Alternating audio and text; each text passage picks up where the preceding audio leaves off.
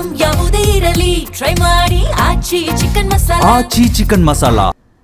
ದೇವೇಗೌಡರ ಧರ್ಮಪತ್ನಿ ಚೆನ್ನಮ್ಮ ಅಂತ್ಯಕ್ರಿಯೆಗೆ ವ್ಯವಸ್ಥೆಯನ್ನ ಮಾಡಲಾಗಿದೆ. ಮಾವಿನಕೆರೆ ರಂಗನಾಥ ಸ್ವಾಮಿ ಬೆಟ್ಟದ ತಪ್ಪಲಿನಲ್ಲಿ ಅಂತ್ಯಕ್ರಿಯೆಗೆ ವ್ಯವಸ್ಥೆ ಮಾಡಿದ್ದಾರೆ.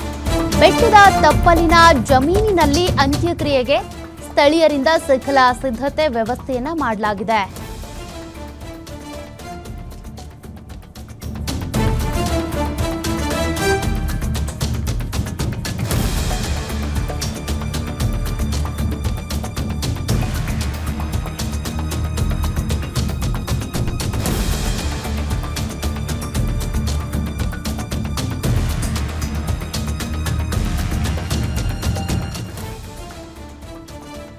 ಚೆನ್ನಮ್ಮ ಅವರ ಅಂತ್ಯಕ್ರಿಯೆಗೆ ಅಂತೇಳಿ ಎಲ್ಲ ವ್ಯವಸ್ಥೆಯನ್ನು ಮಾಡಲಾಗಿದೆ. ಸದ್ಯ ಜೆಸಿಬಿ ಮೂಲಕ ಜಮೀನಿನಲ್ಲಿ ಸ್ವಚ್ಛತಾ ಕಾರ್ಯವನ್ನು ನಡೆಸಿ ಸ್ಥಳದಲ್ಲೇ ಬೀಡು ಬಿಟ್ಟಿರುವಂತಹ ಅಲ್ಲಿನ ಗ್ರಾಮಸ್ಥರು ಸ್ಥಳೀಯರು ವ್ಯವಸ್ಥೆ ಮಾಡ್ತಾ ಇದ್ದಾರೆ. ಪುತ್ರ ಎಚ್.ಡಿ. ರೇವಣ್ಣ, ಶಾಸಕರಾದ ಸಿ.ಎನ್. ಬಾಲಕೃಷ್ಣ, ಸ್ವರೂಪ್ ಪ್ರಕಾಶ್ ಇವರೆಲ್ಲರೂ ಕೂಡ ಅಂತ್ಯಕ್ರಿಯೆಗೆ ವ್ಯವಸ್ಥೆಯನ್ನ ಮಾಡ್ತಿದ್ದಾರೆ. ನಾಳೆ ನಡೆಯಲಿರುವಂಥ ಅಂತ್ಯಕ್ರಿಯೆಗೆ ಸಕಲ ಸಿದ್ಧತೆಯೂ ನಡೀತಾ ಇದೆ. ಅಂತ್ಯಕ್ರಿಯೆಯಲ್ಲಿ ಲಕ್ಷಾಂತರ ಜನರು ಪಾಲ್ಗೊಳ್ಳುವ ಹಿನ್ನೆಲೆ ಸಿದ್ಧತೆಯನ್ನ ಈಗಿನಿಂದಲೇ ಶುರು ಮಾಡಿದ್ದಾರೆ.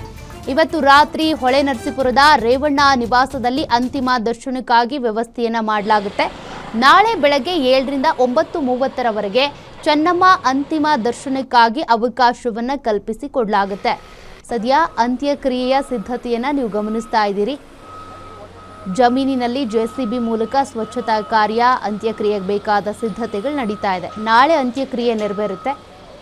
ನಾಳೆ ಬೆಳಗ್ಗೆ 7ರಿಂದ 9:30ರವರೆಗೆ ಅಂತಿಮ ದರ್ಶನಕ್ಕಾಗಿ ವ್ಯವಸ್ಥೆ ಕೂಡ ಮಾಡಲಾಗಿದೆ.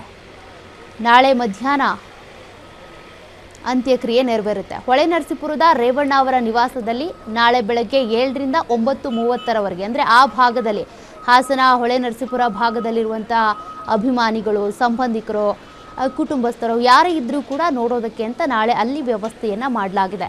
ನಾಳೆ ಮಧ್ಯಾಹ್ನ 2ರಿಂದ ಸಂಜೆ 4:15ರ ವೇಳೆಯಲ್ಲಿ ಚೆನ್ನಮ್ಮ ಅವರ ಅಂತಿಮ ವಿಧಿವಿಧಾನ ಕ್ರಿಯೆಗಳೆಲ್ಲವೂ ಕೂಡ ಶುರುವಾಗುತ್ತೆ. ಅವರ ಅಂತಿಮ ಅಂತ್ಯಕ್ರಿಯೆಯನ್ನ ಮಾಡಲಾಗುತ್ತೆ.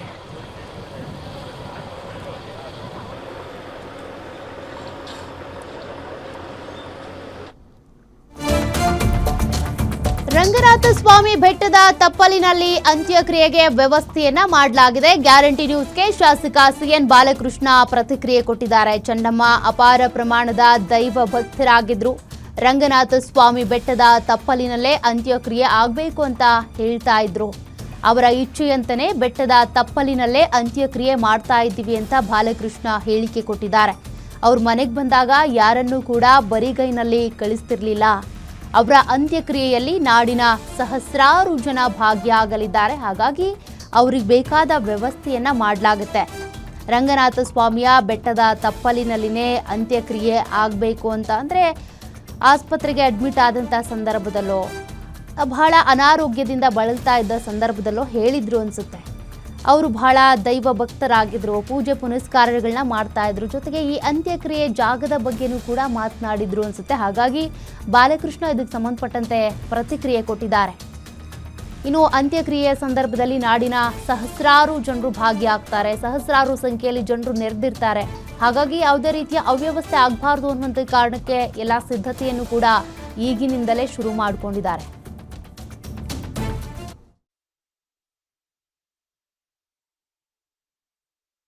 ಧರ್ಮಪತ್ನಿ ಹಾಗೂ ನಾಡಿನ ಅನ್ನಪೂರ್ಣೆ ಅಂತಾನೆ ಕರೆತಿದ್ದಂತ ಚೆನ್ನಮ್ಮನವರು ವಿಧಿವಶರಾಗಿದ್ದಾರೆ. ಅವರ ಅಂತ್ಯಕ್ರಿಯೆ ನಾಳೆ ಬೆಳಗ್ಗೆ ನಡೀತಾ ಇರುವಂತದ್ದು. ಹೀಗಾಗಿ ಚೆನ್ನಮ್ಮನವರ ಅಂತ್ಯಕ್ರಿಯೆಗೆ ಹೊಳೆನರಸೀಪುರದ ಮಾವಿನಕೆರೆಯ ರಂಗನಾಥ ಸ್ವಾಮಿ ಬೆಟ್ಟದ ತಪ್ಪಲಿನಲ್ಲಿ ಎಲ್ಲ ರೀತಿಯಂತ ವ್ಯವಸ್ಥೆಯನ್ನ ಮಾಡಲಾಗ್ತಾ ಇರುವಂತದ್ದು. ದೃಶ್ಯದಲ್ಲೂ ಸಹ ನೋಡ್ತಾ ಇರ್ಬೋದು. ರಂಗನಾಥ ಸ್ವಾಮಿ ದೇವಸ್ಥಾನ ದೇವೇಗೌಡರ ಕುಟುಂಬಕ್ಕೆ ಅವರ ಕುಟುಂಬದ ಮನೆ ದೇವರು ಅಂತ ಹೇಳ್ಬೋದು. ಹೀಗಾಗಿ ರಂಗನಾಥ ಸ್ವಾಮಿಯ ಕಾರ್ಯ ಇಲ್ದೇನೆ, ಅವರ ಆಶೀರ್ವಾದ ಇಲ್ದೇನೆ ಏನೂ ಸಹ ಮಾಡ್ತಾ ಇದ್ದಿಲ್ಲ. ಹೀಗಾಗಿ ರಂಗನಾಥ ಸ್ವಾಮಿಯ ಬೆಟ್ಟದ ತಪ್ಪಲಿನ ಅಡಿಯಲ್ಲಿನೇ ಚೆನ್ನಮ್ಮ ಅವರ ಅಂತ್ಯಕ್ರಿಯೆ ಆಗ್ತಾ ಇರುವಂತದ್ದು. ಆ ಅಂತ್ಯಕ್ರಿಯೆಗೆ ಈಗಾಗಲೇ ಎಲ್ಲ ರೀತಿಯಂತ ಸಿದ್ಧತೆಗಳನ್ನು ಸಹ ಮಾಡ್ಕೋತಾ ಇರುವಂತದ್ದು.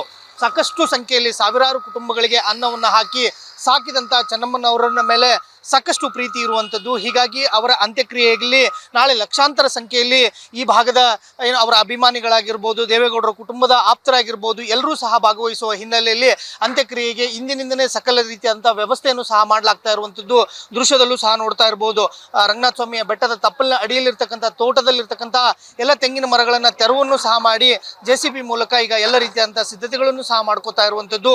ಈ ಸ್ಥಳದಲ್ಲೇ ಅಂತ್ಯಕ್ರಿಯೆಗೆ ಬೇಕಾಗಿರ್ತಕ್ಕಂಥ ಎಲ್ಲ ವ್ಯವಸ್ಥೆಗಳನ್ನ ಮಾಡಲಿಕ್ಕೋಸ್ಕರ ಅವರ ಹಿರಿಯ ಪುತ್ರರಾಗಿರ್ತಕ್ಕಂಥ ರೇವಣ್ಣ ಅವರಾಗಿರ್ಬೋದು ಮತ್ತು JDSನ ಶಾಸಕರುಗಳು ಇಲ್ಲೇ ಬೀಡು ಬಿಟ್ಟು ಎಲ್ಲ ರೀತಿಯಾದಂಥ ವ್ಯವಸ್ಥೆಗಳನ್ನು ಸಹ ಮಾಡ್ತಾ ಇರುವಂಥದ್ದು. ಯಾಕಂತಂದ್ರೆ ನಾಳೆ ಸಾಕಷ್ಟು ಸಂಖ್ಯೆಯಲ್ಲಿ ಲಕ್ಷಾಂತರ ಸಂಖ್ಯೆಯಲ್ಲಿ ಅವರ ಅಭಿಮಾನಿಗಳಾಗಿರ್ಬೋದು, ಕಾರ್ಯಕರ್ತರಾಗಿರ್ಬೋದು ಎಲ್ಲರೂ ಸಹ ಅಂತ್ಯಕ್ರಿಯೆಯಲ್ಲಿ ಭಾಗವಹಿಸುವಂಥ ಸಾಧ್ಯತೆಗಳು ಇರೋ ಹಿನ್ನೆಲೆಯಲ್ಲಿ ಎಲ್ಲ ರೀತಿಯಂಥ ವ್ಯವಸ್ಥೆಯನ್ನು ಸಹ ಮಾಡ್ತಾ ಇದ್ದಾರೆ.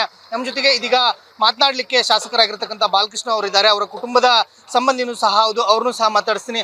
ಸರ್, ಒಂದ್ ಕಡೆ ಚೆನ್ನಮ್ಮನವ್ರನ್ನ ಕಳೆದುಕೊಂಡಿರ್ತಕ್ಕಂಥ ನೋವು, ನಾಳೆ ಅಂತ್ಯಕ್ರಿಯೆಗೆ ಯಾವ ರೀತಿಯಂಥ ವ್ಯವಸ್ಥೆಯನ್ನು ಮಾಡ್ಕೋತಾ ಇದ್ದೀವಿ? ಪೂಜನೀಯ ದೈವ ಸ್ವರೂಪಿ ಮಾತೃ ಸ್ವರೂಪಿ ಚೆನ್ನಮ್ಮವರ ಅಗಲಿಕೆ ನಮಗೆ ದೊಡ್ಡ ನಷ್ಟ ಆಗಿದೆ, ದೊಡ್ಡ ದುಃಖವನ್ನು ತಂದಿದೆ. ಇವತ್ತು ಅವರು ನಿನ್ನೆ ದೈವಾಧೀನರಾಗಿರ್ತಕ್ಕಂಥದ್ದು ಇಡೀ ರಾಜ್ಯವ್ಯಾಪಿ. ಇವತ್ತು ದೇಶದ ಪ್ರಧಾನಮಂತ್ರಿಗಳು ಕೂಡ ಅಲ್ಲಿ ಮೂಲಕ ಸಾಂತ್ವನ ಮತ್ತು ಶ್ರದ್ಧಾಂಜಲಿಯನ್ನು ಅರ್ಪಿಸಿದ್ದಾರೆ. ರಾಜ್ಯದ ಮುಖ್ಯಮಂತ್ರಿಗಳು, ಅನೇಕ ಗಣ್ಯ ಮಾನ್ಯರೆಲ್ಲರೂ ಕೂಡ ಬಂದು ನಮನಗಳನ್ನು ಸಲ್ಲಿಸಿರ್ತಕ್ಕಂಥ ಒಂದು ಸಂದರ್ಭ. ಈ ಒಂದು ನಾಡಿಗೆ ಸಂಸ್ಕಾರ ಸದ್ಭಾವನೆಗಳನ್ನು ಕೊಟ್ಟಂಥ ಮಾತಾಯಿ ಚೆನ್ನಮ್ಮಾಜಿಯವರು, ಅವರ ಅಗಲಿಕೆ ನಮಗೆ ಏನು ಹೇಳಬೇಕು ಅಂತಲೂ ಕೂಡ ಗೊತ್ತಾಗ್ತಾ ಇಲ್ಲ. ಅಂಥ ಮಾತಾಯಿಯನ್ನು ಪಡೆದಿರ್ತಕ್ಕಂಥದ್ದೇ ನಮ್ಮೆಲ್ಲರ ಪುಣ್ಯ ಅಂತ ನಾವು ಭಾವಿಸಿದ್ದೇನೆ. ಪೂಜ್ಯ ದೇವೇಗೌಡರ ಜೊತೆ ಸುಮಾರು 72 ವರ್ಷಗಳ ಸುದೀರ್ಘ ದಾಂಪತ್ಯ ಜೀವನವನ್ನು ನಡೆಸೋದ್ರ ಮೂಲಕ ಇವತ್ತು ಸಮಾಜಕ್ಕೆ ಅವ್ರದ್ದೇ ಆದಂಥ ವ್ಯಕ್ತಿತ್ವ ತತ್ವಾದರ್ಶಗಳನ್ನು ಇವತ್ತು ಬಿಟ್ಟೋಗಿದ್ದಾರೆ. ಅದು ಭೂಮಿ ಇರತಂಗೂ ಕೂಡ ಶಾಶ್ವತವಾಗಿರ್ತದೆ. ಇವತ್ತು ನಿನ್ನೆ ರಾತ್ರಿ ಮಣಿಪಾಲ್ ಆಸ್ಪತ್ರೆಯಿಂದ ಪಾರ್ಥಿವ ಶರೀರ ಪದ್ಮನಾಭನಗರದ ನಿವಾಸದಲ್ಲಿ ಇಡೀ ರಾತ್ರಿ ಇದ್ದು ಅಲ್ಲಿ ಹಲವಾರು ಗಣ್ಯಮಾನ್ಯರು ಬಂದು ನಮನ ಸಲ್ಲಿಸಿದ್ದಾರೆ. ಬೆಳಗ್ಗೆ ಪಕ್ಕದ ಅಟಲ್ ಬಿಹಾರಿ ವಾಜಪೇಯಿ ಮೈದಾನದಲ್ಲಿ ಅಲ್ಲೆಲ್ಲ ಬರುವಂಥ ನಾಗರಿಕ ಬಂಧುಗಳಿಗೆ ಅಂತಿಮ ದರ್ಶನಕ್ಕೆ ಅವಕಾಶ ಆಗಿದೆ. 11 ಗಂಟೆಗೆ ಅಲ್ಲಿಂದ ಪಾರ್ಥಿವ ಶರೀರ ಬಿಡುತ್ತೆ ಅಂತಕ್ಕಂಥ ಮಾಹಿತಿ ನಿನ್ನೆಯಿಂದನೂ ಕೂಡ ಲಭ್ಯವಾಗಿದೆ. ಈಗ ನೆಲಮಂಗಲ, ತುಮಕೂರು ಭಾಗ ಮತ್ತು ಮಂಡ್ಯ, ಅದಾದಮೇಲೆ ನಮ್ಮ ಚನ್ನರಾಯಪಟ್ಟಣ ಹಾಸನ ಗಡಿಗೆ ಪ್ರವೇಶ ಮಾಡುವಂಥದ್ದು. ಅಲ್ಲಿಂದ ಹಿರಿಸೇವೆಯಿಂದ ನಮ್ಮ NHI ರಸ್ತೆಗಳ ಮೂಲಕ ಚನ್ನರಾಯಪಟ್ಟಣ, ಅಲ್ಲಿ ತಾಲೂಕು ಕಚೇರಿ ಹತ್ರ ಗೌರವವನ್ನು ಸಲ್ಲಿಸ್ತಕ್ಕಂಥದ್ದಕ್ಕೆ ಜನ ನಿರೀಕ್ಷೆ ಇಟ್ಟು ಅಲ್ಲಿ ಮಾಡ್ತಾ ಇದ್ದಾರೆ. ಅದಾದಮೇಲೆ ಹಾಸನ ಡೈರಿ ವೃತ್ತ ಮತ್ತು ಅಲ್ಲಿಂದ NR ವೃತ್ತದ ಮೂಲಕ ಹೊಳೆನರಸೀಪುರಕ್ಕೆ ಮಾನ್ಯ ರೇವಣ್ಣವರ ನಿವಾಸಕ್ಕೆ ಪಾರ್ಥಿವ ಶರೀರ ಆಗಮಿಸ್ತಾ ಇದೆ. ಇಡೀ ರಾತ್ರಿ ಅಲ್ಲಿ ಜನರಿಗೆ ಅಲ್ಲಿ ಒಂದು ನಮನವನ್ನು ಸಲ್ಲಿಸ್ತಕ್ಕಂಥದ್ದಕ್ಕೆ ಅವಕಾಶ ಇದೆ. ಬೆಳಗ್ಗೆ ಸಂಪ್ರದಾಯದಂತೆ ಪೂಜಾ ವಿಧಿವಿಧಾನಗಳಿಂದ ಅಲ್ಲಿ ಪೂಜೆಯನ್ನು ನೆರವೇರಿಸಿ ಅಲ್ಲಿಂದ ಮೆರವಣಿಗೆಯೊಂದಿಗೆ ಅಂತ್ಯಕ್ರಿಯೆ ಪ್ರದೇಶ ರಂಗನಾಥನ ಒಂದು ಪಥತಲಕ್ಕೆ ಪ್ರಾರ್ಥಿಸುವರು ಬಂದು ಬಹುಶಃ ನಾಳೆ ಮಧ್ಯಾಹ್ನ ಇಲ್ಲಿ ಅಂತ್ಯಕ್ರಿಯೆ ಸರ್ಕಾರದ ಸಕಲ ಗೌರವಗಳೊಂದಿಗೆ ಅಂತ್ಯಕ್ರಿಯೆ ನೆರವೇರ್ತದೆ. ಸಹಸ್ರಾರು ಜನ ತಾರು ಯುದ್ಧಕ್ಕೂ ಕೂಡ ನಮನಗಳನ್ನು ಸಲ್ಲಿಸಿ ಇಲ್ಲೂ ಕೂಡ ಅಂತಿಮ ಒಂದು ಅವರ ನಮನಗಳನ್ನು ಸಲ್ಲಿಸ್ತಕ್ಕಂಥದ್ದಕ್ಕೆ ಎಲ್ಲ ಸಕಲ ಸಿದ್ಧತೆಗಳು ಕೂಡ ನೆರವೇರ್ತಿದೆ. ಮಾನ್ಯ ರೇವಣ್ಣವರು ಕೂಡ ಇಡೀ ರಾತ್ರಿ ಇಲ್ಲೇ ಇದ್ದು ಸಿದ್ಧತೆಗಳ ಬಗ್ಗೆ ಸೂಚನೆ ಸಲಹೆಗಳನ್ನು ನೀಡಿದ್ದಾರೆ. ಆದರೆ ತುಂಬ ದುಃಖದಲ್ಲಿದ್ದಾರೆ. ಆದರೆ ನಾವುಗಳೇ ಎಲ್ಲ ಅದ್ರ ಜೊತೆ ಅವ್ರಿಗೆ ಸಾಥ್ ನೀಡಿ ಇವೆಲ್ಲ ಸಿದ್ಧತೆಗಳಿಗೆ ಸ್ಥಳೀಯ ನಾಯಕರುಗಳ ಜೊತೆ ಎಲ್ಲ ನಮ್ಮ ಸ್ವರೂಪ ಇನ್ನು ಅನೇಕ ಎಲ್ಲ ಜಿಲ್ಲೆಯ ಮುಖಂಡರುಗಳು, ತಾಲೂಕಿನ ಮುಖಂಡರ ಜೊತೆ ನಿಂತು ಮಾಡ್ತಾ ಇದ್ದೇವೆ. ನಾಳೆಯಲ್ಲಿ ಬರುವಂಥ ಜನರಿಗೆ ಯಾವುದೇ ನುಗ್ಗುಲ ಆಗದ ರೀತಿ ಒಂದು ಸೂಕ್ತವಾದಂಥ ಒಂದು ವ್ಯವಸ್ಥೆಗಳನ್ನು ಕಲ್ಪಿಸುವ ನಿಟ್ಟಿನಲ್ಲಿ ಗಮನ ಹರಿಸಿದೆ. ರಾಜ್ಯದ ಅಗ್ರಗಣ್ಯ ನಾಯಕರುಗಳು ಇನ್ನೂ ಕೂಡ ಅನೇಕ ದೇಶದ ಮಂತ್ರಿಗಳಾದಿಯಾಗಿ ಎಲ್ಲರೂ ಕೂಡ ಬರುವ ನಿರೀಕ್ಷೆ ಇರುವಂಥ ಹಿನ್ನೆಲೆಯಲ್ಲಿ ಇಲ್ಲಿ ಸೂಕ್ತವಾದಂಥ ವ್ಯವಸ್ಥೆಗೆ ಮಾಡಿ ಸಕಾಲಕ್ಕೆ ಗೌರವದೊಂದಿಗೆ ಅಂತ್ಯಕ್ರಿಯೆ ನೆರವೇರುತ್ತೆ ಅಂತಕ್ಕಂಥದ್ದನ್ನು ಈ ಮೂಲಕ ತಿಳಿಸ್ಲಿಕ್ಕೆ ಬಯಸ್ತೇನೆ. ಚೆನ್ನಮ್ಮನವರು ದೈವ ಸ್ವರೂಪಿ ಆಗುವಂಥವ್ರು, ಅವರು ಪ್ರತಿನಿತ್ಯ ಸಾಕಷ್ಟು ಪೂಜೆಯನ್ನ ಮಾಡ್ತಾ ಇದ್ರು. ಅವರ ಅಂತ್ಯಕ್ರಿಯೆಯನ್ನ ಬೆಟ್ಟದ ರಂಗನಾಥ ಸ್ವಾಮಿ ತಪ್ಪಲಿನಲ್ಲೇ ಮಾಡ್ತಾ ಇದ್ದಾರೆ. ಅದರದ್ದೇನಾದ್ರೂ ವಿಶೇಷತೆ ಇದೆಯಾ? ಅವ್ರೇನಾದ್ರೂ ಹೇಳಿದ್ರ ಅಂತ? ಅವರು ಹೇಳಿದ್ದೋರತ್ತಿದ್ದ ಅವರು ದೈವ ಸ್ವರೂಪಿ ಮೊದಲಿಂದನೂ ಕೂಡ ರಂಗನಾಥ, ದೇವೇಶ್ವರ, ಲಕ್ಷ್ಮೀದೇವಿ ಆಶೀರ್ವಾದವನ್ನು ಪಡೆದು ಪ್ರತಿನಿತ್ಯ ದಿನನಿತ್ಯ ಸುಮಾರು ನನಗೆ ತಿಳಿದಿರೋದ್ರಿಂದ 7-8 ಗಂಟೆಗಳ ಕಾಲ ದೇವರ ಪೂಜೆಯನ್ನು ಮಾಡುವ ಪ್ರತೀತಿಯನ್ನು ಬೆಳೆಸ್ಕೊಂಡಂಥವ್ರು. ಈ ರಾಜ್ಯದಲ್ಲಿ ಬಹುಶಃ ಮೈಸೂರಿಂದ ಬೀದರ್ವರೆಗೆ ಸಹಸ್ರಾರು ಜನಪ್ರತಿನಿಧಿಗಳು ಅವರ ಆಶೀರ್ವಾದವನ್ನು ಪಡೆದಿದ್ದಾರೆ.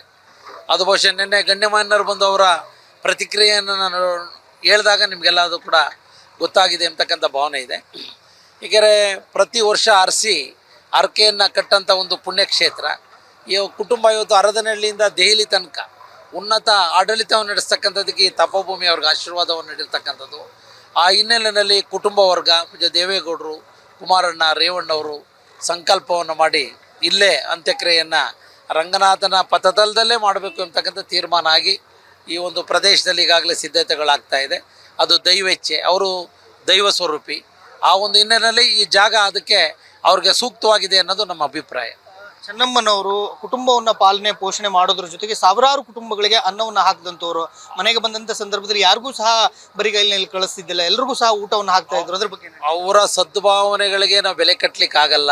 ಸದ್ಭಾವನೆ ಸತ್ಕಾರಕ್ಕೆ ಚೆನ್ನಮ್ಮ ಅವರೇ ಸಾಕ್ಷಿ. ಏಕೆಂದರೆ ನಾನು ಮಣಿಪಾಲ್ ಹಾಸ್ಪಿಟ್ಲಿಗೆ ಮೊನ್ನೆ 3 ಗಂಟೆಗೆ ಹೋಗಿ ಸಾಯಂಕಾಲ 8 ಗಂಟೆಗಿದ್ದೆ.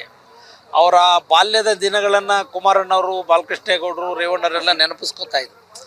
ಮನೆಯಲ್ಲಿ ಇಲ್ಲಿದ್ದಂಥ ದಿನಗಳಲ್ಲಿ ಅರದನಹಳ್ಳಿನಲ್ಲಿ